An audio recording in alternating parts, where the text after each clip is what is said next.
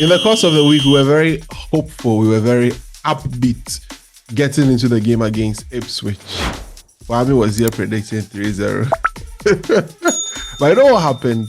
There was a blistering start. After 81 seconds, Diallo had put Marcus Rashford through to score the first goal. We felt, well, we're going to be in total control, be able to win the game. But unfortunately, that Omari Hutchinson stunner brought us level. So we ended up playing 1-1 in Ruben Amorim's maiden game for Manchester United as a coach of Manchester United. I know you are frustrated. You could see his frustration. We are also frustrated, but there is a lot more to talk about. So we are here to talk about the game and everything that you need to know about the game and what to do to look forward to in the next couple of games. And he's been speaking. Unfortunately, for copyright issues, we can't bring you some, but we'll be trying to paraphrase or quote some of the things that we're talking about, or he's been talking about. He's spoken to a lot of media houses. He spoke to Sky, he spoke to the club media, he spoke to the journalists at the press conference, and he's tired already. He says he's already tired. He says in 1 week he has done more media duties than he ever did in 4 years as Sporting. Well, that's the huge monster club that you find yourself, Manchester United. That's the. It's not just about coaches, is it? It's not just about coaching. He says he just wants to coach his players. Probably great to have you. How have you been? It's been an interesting day, to be honest. It's been there's a lot to analyze from today's events. A lot to talk about. So remember to send your comments to us. What do you think of the game? What did you make of the game? Put it in the comment section. When we come in midweek to talk about the game against Bodo and Glimt in the Europa League, we'll read some of the comments that you shared with us in the comments below about your impressions about the game. And also remember to subscribe. We want to say a big thank you to you. We cried for it. We said we wanted to hit our 2,000 subscriber mark, and you've been able to help us do it. And we have absolutely nothing but gratitude for all those who have joined us, all the new subscribers, and all those who have been with us from the start. We started this thing somewhere last year, August 2023. We are in November 2024, and you've been amazing. Nothing short of amazing for us. We really appreciate you being a part. But it's not done. We still want more. So if you've not subscribed, just hit the subscribe button. Right? We are going until, to infinity. Cristiano Ronaldo is around 30 million. You should just give us just 500,000 of the share. We'll be okay. That's a big shout. Yeah. Remember, if you want more, you ask for more. Yes, Oliver Twist. We want more. So please remember to hit the subscribe button and like the video. So let's make a quick turnaround. When we come back, we'll delve into the game. We'll break it down. We'll look at it. The lineup, the shocks, and everything that we felt in the game here on United, and everything football.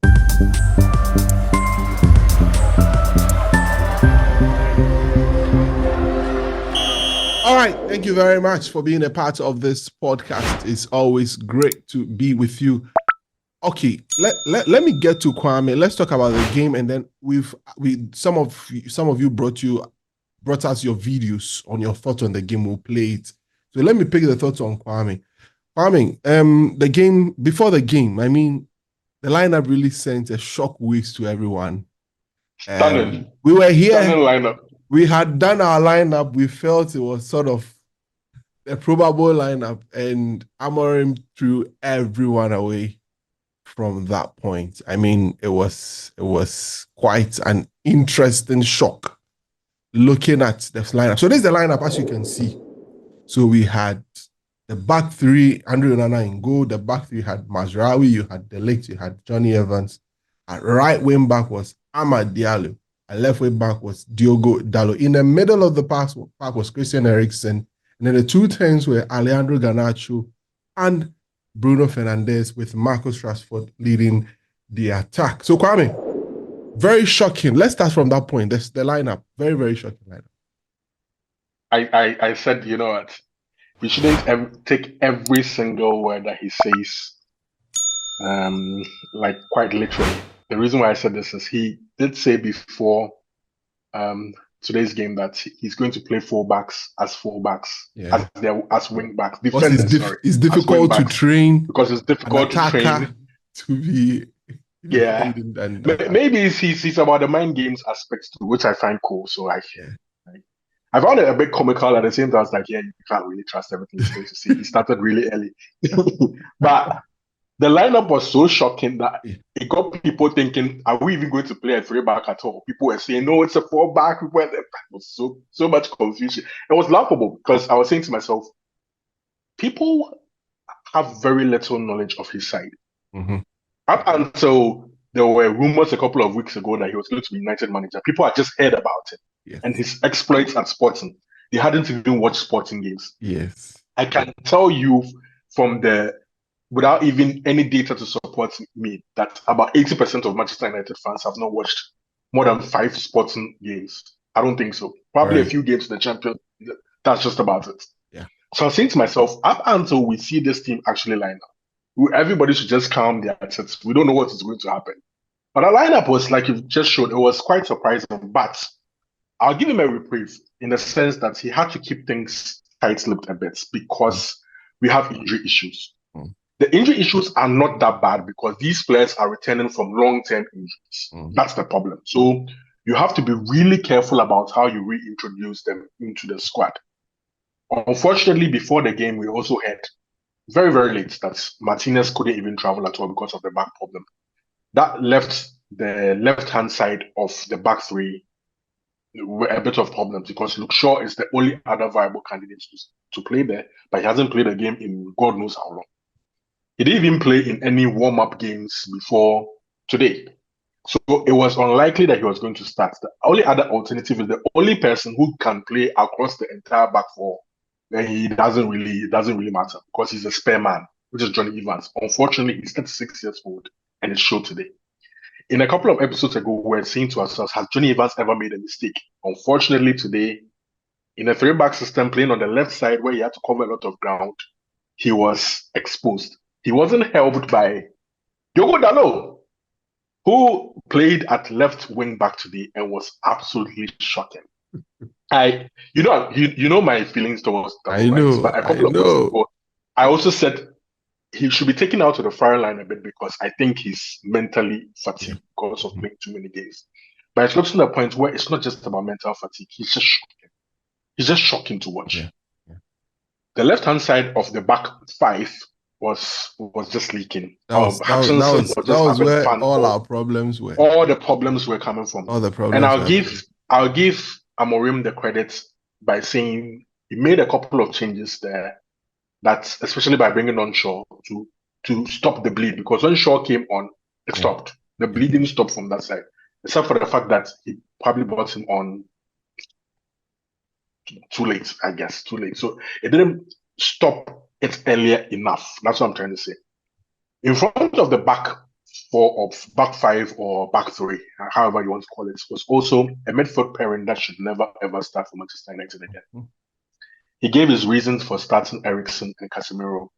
I don't know why Eriksen even gets to start, but one may say Kobe Mainoo, despite the fact that he has trained over a longer period of time, may not also be fit. It comes back to the whole fitness issue.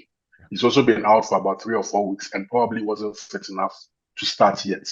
So he went with the only other 8 available, which is Eriksen. We all know he prefers to play an 8 and a 6.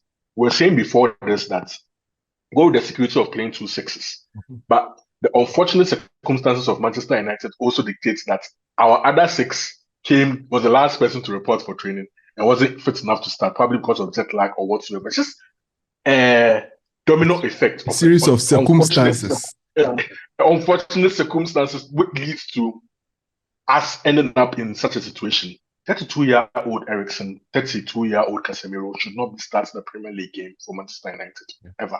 There was a part, Amorim talks about tracking back after losing the ball.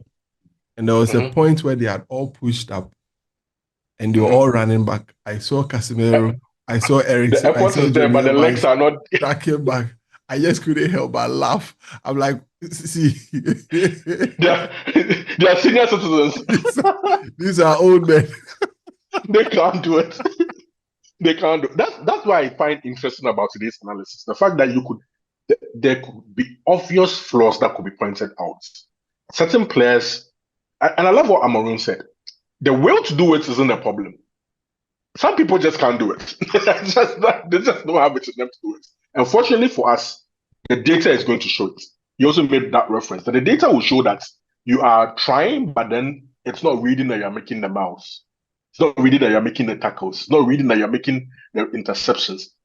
Eriksen and Casemiro stopped absolutely nothing. Everything just bypassed them. Not for the lack of trying.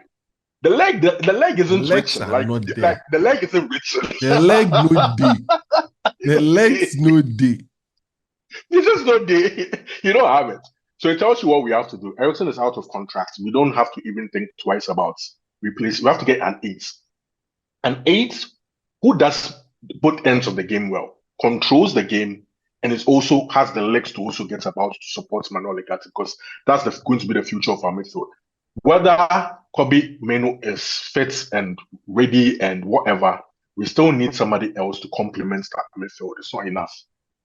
So that was it was a problem. We started off, like you said, on fire, but we just couldn't sustain anything. Not for the lack of trying, but then there was just this misunderstanding of the system, which was clear. It was clear, and then physically, some players can't play in the system. It's also clear. Exactly. Amad Diallo on the other side of the back 3 or back 5. I'm confused as to whether to call it a back 3 or back 5, because like we said in the previous episode, it depends on the game and the type of game that we are playing. I was expecting this game to be us on the front foot. Unfortunately, we were on the back foot most of the time, so it was a back 5 most of the time. Amad Diallo was the creator of our first goal, but one would say, for all the attacking talents that he had to do a lot more defending than attacking. One would ask, shouldn't he be one of the front 3 players? He can do a Cuenca job on the right-hand side. He proved that today that he's got the work ethic, he's got a desire to do it. But wouldn't his efforts be more useful in attacking areas? I'm sure going forward, it's something that the coach will think about, especially when we get defenders back. I think now he has an idea. What today has shown him is that, like what previous managers have suffered, Benny McCarthy made this reference, that on the training ground, everything looks fine. But on match days, it's not exactly the same. He looked shocked and shattered at times on the touchline by the mistakes that he was seeing. At post-match, he said he put a lot of that to old habits and a short time for training. If he wants to be very, very successful, he has to be ruthless in how he sees some of these players, how he reads some of these players, and how he uses some of these players. Some of them are just not fit for purpose. Some of them, you can't trust them. Right? This takes me to the front 3. But before that, before you get to the front 3, I want us to hear the opinion of some of the people that have sent their videos to us on their thoughts on the game. So we had about 3 videos coming in with people sharing their thoughts on what happened or what they felt after watching the first game from Ruben Amorim. So let's listen to that. When we come back, Kwame will continue with the front 3 and what he thinks about it. So it's the first game under Ruben Amorim, and that was not a not so good performance, but you can't blame him. He's had only 2 training sessions with a team, and some of the players were off on international duty, and you could tell from his starting 11 that he was only trusting the players he's worked with. But this system going forward, I think he has to make tweaks and stuff to it. Those who can't adapt to it, the players who can't adapt to it, they have to be binned early so that we can move forward. There's no time to waste on players who can't cut it. We have to keep moving. There's a third of the league to play, and it's imperative that we make top 4 so we can make good purchases in the summer to keep improving the team. I'm glad we didn't lose. It's a good point. We'll take it, even though the performance was not that great. We'll take it and then we'll move on. So it's not a win that I was praying. I was hoping for. I was hoping for, but it's a point. Of course, it's against a team in the bottom of the league, so I'm a bit disappointed. But it's okay. You can clearly see what the coach is trying to do. And if you're a Manchester United fan, I think you should accept the enormity of the task ahead of the manager. It's a huge task. How he has to improve these players and motivate them to play. Some of them are so poor. And I keep wondering how we spent 600 million on these players and nothing has changed. So Ruben has a lot to do, but I'm just hoping that things will get better. Of course, he doesn't have much time to train these players because there are so many matches coming up. So I hope he finds a way to teach them how to play football, because some of them are very poor, and then we go from there. I think it was the game played out in not the way that United fans would have hoped for, but I think the manner in which we actually deserve, and the manner that kind of tempers expectations, because it's going to be a massive rebuilding job. And we saw the clear limitations in the team. There's not enough help from the midfield when it comes to build up, and we are relying on our fullbacks to be their man to make any serious progress when trying to move the ball upfield, which isn't sustainable because you can't expect them to win their duels, their one-on-ones, even 70% of the time. So the limitations are there, and it's good that we've seen the clear signs that there will be growing pains before things get better, and we can tamper expectations for poor Amorim because he has a massive job on the hands. I mean, the game really underwhelming, and given the way he started, the goal within 2 minutes, a nice high SG chance, the kind of chances we have been starved of for years, simple tapping, and we were hoping to see more of those opportunities, cutbacks, crosses for good opportunities, and we didn't see much of that in the first half. Second half, things improved, better personnel came on, and I'm hoping that as we play the better players, things start to move in the right direction. But for now, it's clear that it's a big job on hand, and if we had battered them, we may have been given a false sense of security, and now we kind of see that yes, it's a big job on hand for Amorim, so we can actually temper expectations and actually be patient with him and allow him to work through all the problems and kind of sort out every issue in this first season, so we know clearly what we need to replace by the time the summer window comes around, because it's clear we need somebody who will really elevate our midfield, because Ugarte is really lacking in the killer pass. Yes, he can win the ball and he is tipped as a starter, but then if he can't really do much with the ball when he wins it, then what's the point if he's going to be a starter? So I mean, there are clear limitations in midfield for me, and I think for the fullback positions, which people have talked about, we saw clearly that Ahmad can do a job, and there's Dalo who can play on the right, and Shoaib Malacia will get back to fitness, and that situation may really sort itself out in no time. And I think by let's say February, March, it will be clear that we need to be targeting and really improving our midfield if we want to be a team that is competing for the title in the next 2 years. So in short, generally underwhelming, but then still positive in the sense that we are seeing clearly the kind of work that needs to be done to improve our team, and there's some wisdom in seeing the fact that... All right, so that's your videos. Thank you very much for sending them. Remember, you know what to do. The email is there, uefpodcasts@gmail.com. Send them to us. Let's hear you. Let's have your thoughts ahead of the game against Bodo and Glimt. So you can send it to us ahead of that, previewing that. You can also share your thoughts on Amorim, what you think about it, about the game that we played today, and then everything that you also have to share with us. So that's it. So I'll quickly get back to Kwame, but I'll share some few thoughts. I mean, I listened to Amorim. Kwame, I'll frame a question out of it. We get to the front three as you were talking. And he made mention about, he spoke a lot. I mean, there is this centrality to the way he speaks. I mean, consistency in everything that he says across board. So it makes his communication quite very clear. And he made mention about something that to me looks like old habits. The players caught in between two minds. What to do. For instance, he gave an example of Diogo Dalot inverting in the previous system that United used to play. So he passes the ball and then he drifts into midfield. This time around, when you pass the ball, you stay. And the players were caught in two minds. He also gave an example of Johnny Evans, that Omari Hutchinson had a lot of space because Evans was very reluctant to either press or to stay. And a lot of these things sort of affected him. And he said he's understood. The players tried, but it's a new system and they are trying to get used to it. And as a result of that, they are sort of caught in between two minds. They felt a bit confused as to what exactly to do because they only had 2 full training sessions together. And these are some of the things. But it leads me to this very interesting question. One key thing that we found difficult to do in today was chance creation.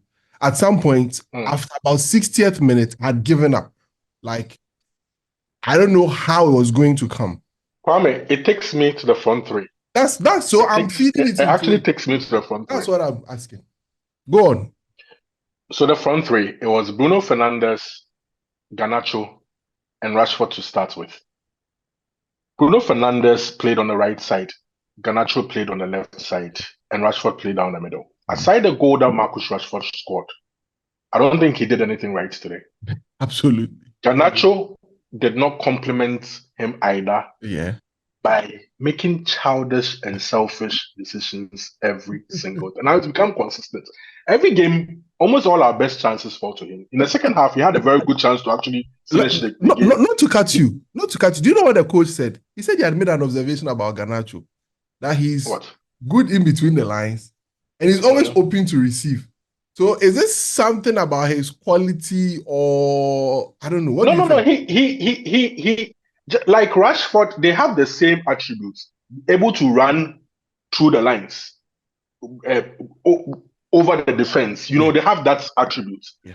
But the problem is, once you do that, you should be clinical in what you are doing. Either you are setting up a teammate to score, or when you are through on goal, you make sure that you score, or you put a very good shot on target.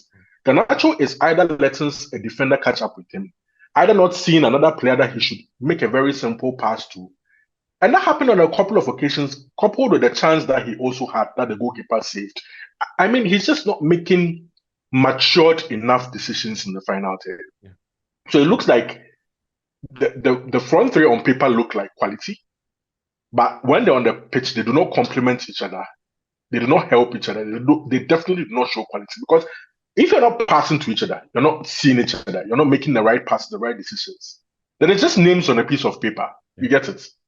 You are not playing together as a team. And that's what leads to poor quality chance creation. Because sometimes the opening is there. I can see it. But it's just a matter of you making the right pass at the right time. It doesn't happen. At the end of the day, you let these mini opportunities go by, and the actual chance that could have been created out of this circumstance just vanishes into thin air. You can understand it. And unfortunately, the substitutions that he made to try and change the situation did not even make things better. He brought on our £100 million strikers. Absolutely clueless duo. Clueless. There's a lot of coaching that has to go into Joshua Zexi. Did you see the coaching he gave him before he came onto the pitch? Like, he was literally shaking him. I don't know if you saw that. The thing is, we've got certain players who have certain profiles and need to be coached. They are nowhere near the finished article, and that's my problem. At Manchester United, you don't play with the striker's position. Marcus Rashford showed us exactly why he's not even ideal for that position. Yet, he, to me, is the best out of the three options. And if that is the best out of the three options, it speaks a lot. It tells you that it's a big problem that has to be solved. A huge problem that has to be solved in the striking department. Massive problem that has to be solved. Mason Mount is somebody that we thought could easily have started the game, but he brought him on very, very late. I'm sure it's also a matter of fitness, trying to manage him. You see that? So it's a combination of circumstances beyond his control that led to the surprise selection and led to the way he managed the game in terms of the substitutions that he made. The only thing that could have gone differently in his favor is the application of the principles by the players in the short space of time. Yeah. Unfortunately for him, what he was hoping would happen did not happen for the very reason that he gave, that it was just too short a period of time to actually get things done. But it also speaks to the intelligence and quality of some of the players. The reason why I say this is he complimented a couple of these players, that Ahmad being one of them, but Mazraoui being the other. Yeah. That despite the fact that Managerial was playing in a position where, honestly, it's a makeshift position. I don't think that he sees him playing there long term. Yeah. But because of a lack of centre backs, ideally, I think he'll play Euro there. But Euro is not this. Yeah. So he plays in there. But he said he's a very intelligent player who can play anywhere on the football pitch and do anything that he's assigned to do. These are the kind of players that Manchester United should have. So it is no excuse for another player not to be able to adapt quickly to the situation. It's all about adapting quickly now, right? We can't wait. We can't be waiting for players. But those who are willing to show that willingness, who are willing to adapt and have the quality to adapt, should be the ones playing. That's what I'm trying to say. Right. Keep those players in the squad. And those who clearly don't have it, clearly are not able to adapt, clearly the data would also show that they can't do it. Just put them aside, because Kwame, time no day. Time no day. And you could tell that he was frustrated. It was visible in his eyes. He knows why they brought him here, because let's be honest with you. Let's be honest about this comparison. He doesn't see himself to even be better than Erik ten Hag. And that Erik ten Hag himself had struggles. So he's coming into this job wary of the fact that they brought me here because the previous coach struggled to get a very clear identity and style of play and results.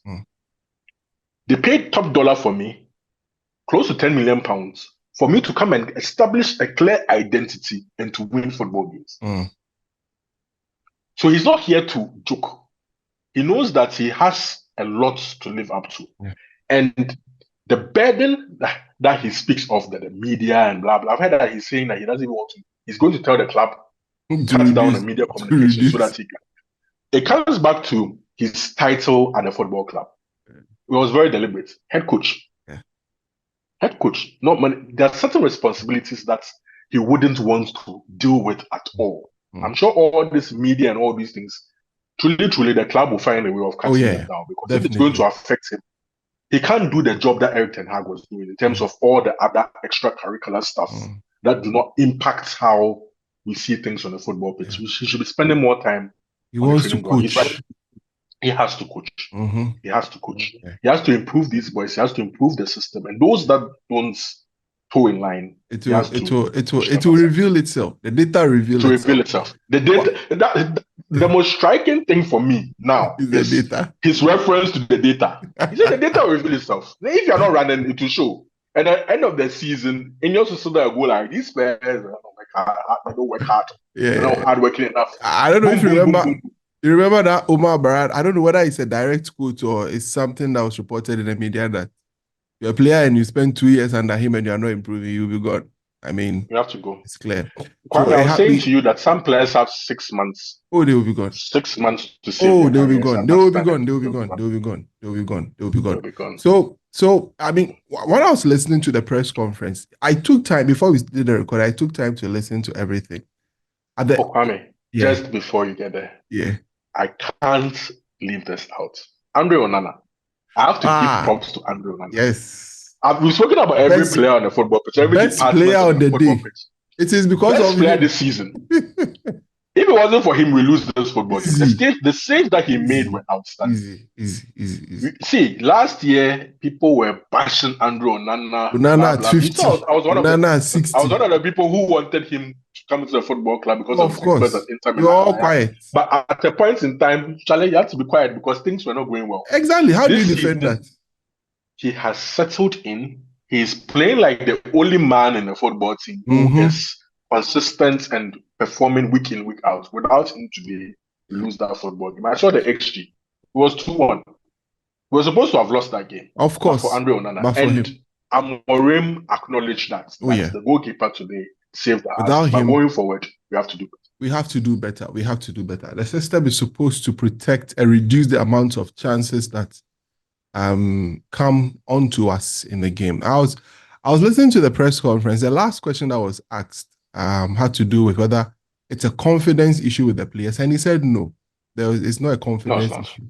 It's just an issue of information, and that they are caught in between minds. Now, he said there are two ways. It's either we find a way to win matches without perfecting the system, or we perfect the system, we suffer and find a way to win games. And that is what he... What does this conversation take you to? Where does this conversation take you to? Last season, right? The process. Process. I am tired of process. He has to find a way to solve his problem. Exactly. So I'm not going like... So he says... one thing I like, he acknowledges that to win time, you have to win games. Now, his biggest challenge, and I'm sure it's a headache for him, is how to win games and perfect the system. So, this is what I think, this is what I feel we'll be seeing.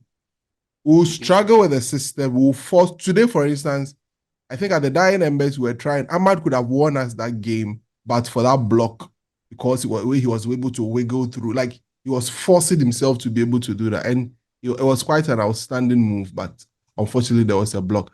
But the point I'm trying to make is we will struggle. We will struggle to win games.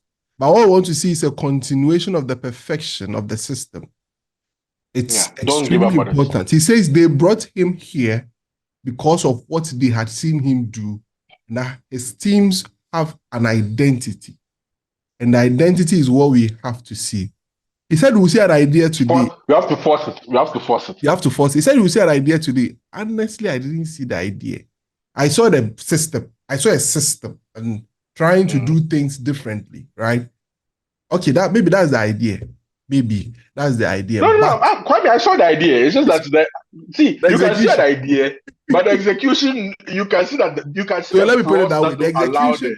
The execution was the problem. The idea there is clear, but when Dalo is not sticking to the left flank and then bombarding forward, it's always coming inside. Charlie, it emphasizes one thing. We need a left wing back badly. Because see, this is one thing I saw. Yes. Majority of the time, body orientation, when you get the ball, maybe the ball is on your left, how you are able to swing. When Shaw came in, one of the key things he did was giving some key passes, lobs over, trying to play in between the lines. Correct body orientation. Exactly. Easy. And that's what Martinez gives you, and that's what Shaw gives you. So when we have both of them, one at left center back and one at left wing back, is really going to improve the system and going to make us... The boys who are not fit, they have to get back. They have to get back and get back. That will help us. That would help us. Or hasten the process to get to a very... I mean, it would improve the way we want to go about it and all of that. So... It also speaks to some doubts as to the depth in quality. It's important. We think that we have. It's important.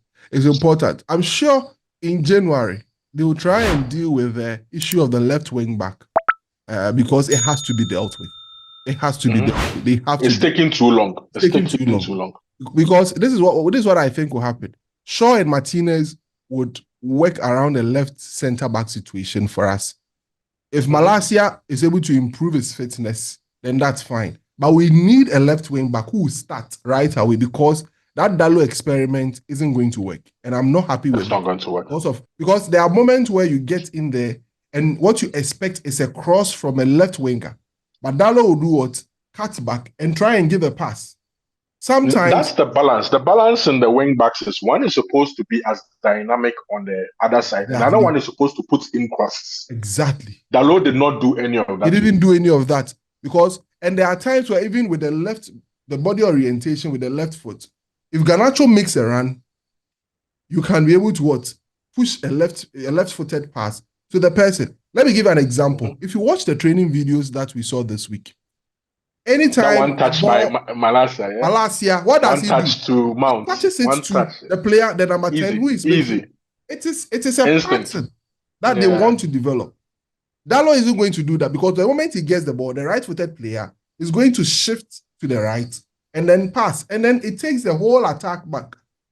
And I don't think Dalot's issue is just about orientation. He's just daft. He's not smart enough. The reason why I say this is if you put Mazraoui there, he's still making that pass. He's going to make those passes. He's not left-footed, but he'll make the pass with his left. Exactly. Anyway. So quality way just they low. Dalot in quality they low.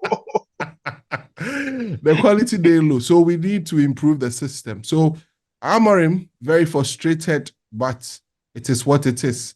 So see, his frustration puts a smile on my face. If you realize I've been smiling throughout this whole thing. Yes. I needed him to feel this because this is the quality reality check. Sometimes it's good. Yeah. For you to know that Charlie, the job no dig ground. No dig ground. You have to really step. See, you have to look at these boys too. You have to look at these boys too. Oh yeah. Training and then the football pitch. See, Benny McCarthy was spot on. So he said sometimes they can train everything looks fantastic. But they said they're like, I think the same guys. He has experienced that on his very first day. He will be iron red. The funny thing, it explains his anxiety because he said before the game he was anxious. He was anxious to see how they're able to implement it. Yeah. And 50, 48 hours. It's 50-50. You don't know how his fears has been confirmed. He's even lucky he didn't lose. He should take this 1 point. See, I see it as we haven't spoken about the impact of the results on the table and everything. I see it as a points gained. I'm not going to tell you it's a bad result. It's still 6 points off top 4. Now, we lost. Yeah, you know where my focus has shifted now? It will be hard in the league. Europe. We have to focus on Europe. I think it's Jose Mourinho first season all of that. He should talk to Jose. Unfortunately, Jose is in the same competition. But I'm sure Jose will drop out at some point. Should talk to him. Should give him the apple to be able to. He has to win that Europa League. He has to. All right, Kwame, we are almost out of here. But let me see. Can we do FPL? Can we? It's been a while. Maybe we should check it. Oh, because you're doing well, we've remembered we should do FPL. We have some. Give it the right good go. Give it the right good go. Then we have some small time. Let me see. We have one more game to go before the match week ends. I'm even dropping. Anyway, no, but let me be honest with you. Our league is hard. There are a lot of top guys in our league. I don't know where they came from, but where did they come from? Absolutely ridiculous. Tell me somebody. The one who is on top, Buzegbe Glenn. 76. He's killing it, huh? 76 today. Let me see his team. Charlie, he had Salah, and he even played his wild card. Oh, he's played his wild card already. Charlie, that was great. Game Stasi or Game Tassi or something. Yeah, Ate Okwe. He's number 2. Jay Chester, Gideon Jojo, Ibrahim Amin. He was at the top, and now he has dropped to number 4. Dracaris, Yaobin. I don't know if it's the Yaobin we know. The Yaobin we know. It could be him because he just sounds like he would use that name. He's the one. It just sounds like he'll use that username. He's top 5. He's part of the top 5. Kelvin Ampong, Isaac Amano, Emmanuel Asari, Bostil, Berima Edu Jemfi, all these people in the top 10 of our league. I am languishing somewhere in the number 36. Let me see where Kwame is. Well, Kwame Ninkra has come to pass by Kwame. Hey, Kwame, I can't see you. But you know why I've dropped? I've had divided attention for some weeks now. It's not my fault. Charlie, that excuse why. Won't fly. Me too, you know me. I've been traveling all over the country. Watch me in the next couple of You are 111. 111. 111. Even after the top 100, that is pathetic. Top 100. Over top 100, not top 100. 111. Where is Sexy? That's for him. You never ever tell us where he is. That's for him. Charlie, I can't even find him. He doesn't exist anymore. He doesn't exist. Charlie. Oh, democracy. That's it. Anyway, guys, remember to join the FPL if you've not. And if you're part of it and we mentioned you as part of the top 10, drop it in the comments. Let's see you. And let's celebrate you for doing a good job. But it's just match week. What match week are we in? Match week 13, right? Match week 12. Mm-hmm. 12, yeah. Game week 12. So we have been so horrible in the league that I don't even know which match week we are in. We have 16 points. It's terrible. 16 points after 12 games. It's just pathetic. Terrible. We hope that things improve and improve very, very quickly. And then we're able to get to where we want to get to. So it's been a great time with you. We'll be back in the course of the week to preview the game against Bodo and Glimt in the Europa League with our guests. Remember to share your videos with us if you have any. Please, very, very important. Share with us. Let's hear you.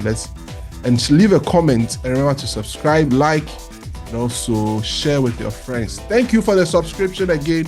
We appreciate it so much. We want more, so remember to subscribe. Okay, Kwame, thank you very much. It's been a pleasure. See you on the next one. Have a great time. Bye-bye.